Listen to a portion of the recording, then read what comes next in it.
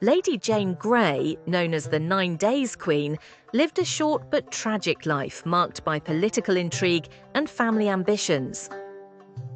Born in October 1537, she was the granddaughter of Henry VII, placing her close to the Tudor throne.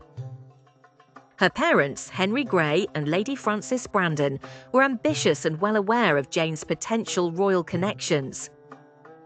From an early age, Jane was distinguished by her intelligence and charm.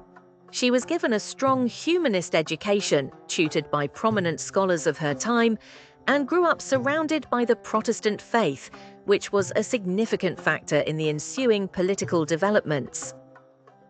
Throughout her childhood, Jane developed a strong will and intellect, but she was often under the control of her ambitious parents. In the final years of King Henry VIII's reign, the Tudor succession was under question due to his tumultuous marital history and the legitimacy of his heirs. When Henry died in 1547, his only son Edward VI ascended the throne. Edward's rule, however, was short-lived due to his ill health. Edward's reign saw a significant shift to Protestantism in England due to his strong beliefs.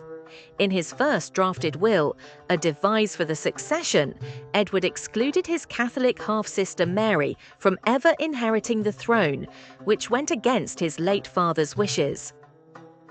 But his initial plan did not name Jane as the heir, rather. It focused on Jane's future male heirs.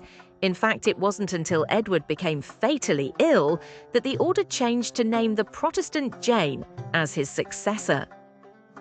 In 1553, as Edward lay dying, the Duke of Northumberland, a powerful advisor to the king, devised a plan to prevent the Catholic Mary Tudor from ascending the throne. Northumberland saw Jane, a staunch Protestant, as instrumental to this plan. He arranged for her marriage to his son, Guildford Dudley, solidifying his family's influence. Upon Edward's death, Jane was hastily proclaimed queen. She was largely unaware of the political maneuverings and was an unwilling participant.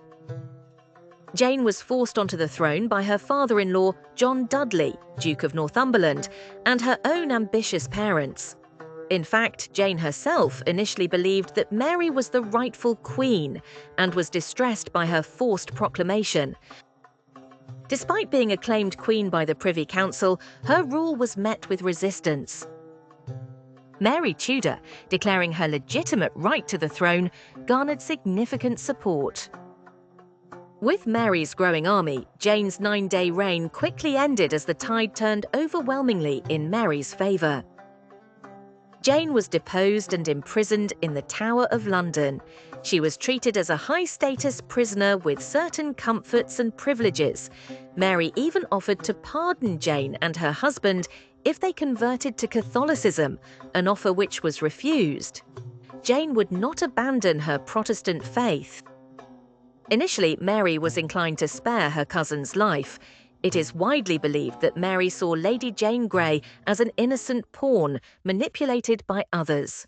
However, the political climate demanded a stronger stance. A rebellion led by Sir Thomas Wyatt in 1554, aiming to dethrone Mary in favour of Jane, made it politically expedient to remove Jane as a threat permanently. On February 12, 1554, Jane was executed. Only 16 years old, she met her fate with dignity and courage. Her tragic end was not a result of her own actions, but a consequence of the political machinations around her. Thank you for watching. Please like and subscribe for more history at your fingertips.